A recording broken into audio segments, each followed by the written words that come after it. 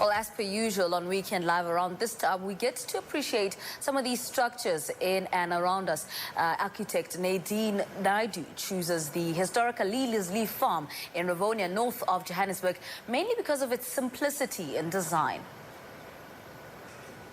We're at Lilliesleaf Farm, which is historically where a lot of prisoners got arrested as part of the Rivonia Trail. And what's very important about the Rivonia Trail is that it really catapulted the atrocities of apartheid into the international media. The farm was purchased as a front. Further, I think what's interesting about the Lilliesleaf Farm project is that it's set in a suburb.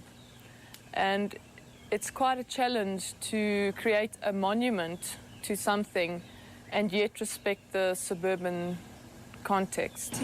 The original buildings are retained, and from what I read up, only original material was used. Anything post 1963 was discarded. But if you look at the new buildings, the palette of materials is quite simple. Off-shutter concrete, face brick, and very nice large panes of glass.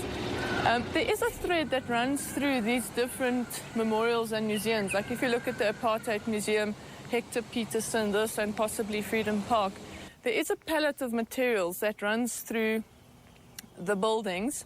And here I think really the simplicity of the palette of materials and the way they're detailed works very well.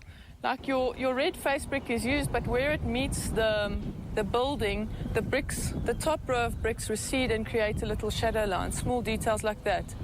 In terms of orientation, the large panes of glass, I think, are on the south, so it allows for a very cool and calm space on the interior. Also, the actual brick follows through on all the walkways. If you move into the courtyard, there's sort of a line of brick that draws you through the project. So the intervention is in a different material, possibly from the original, that it's a different color, but it's still a very similar material. And also brick is very residential.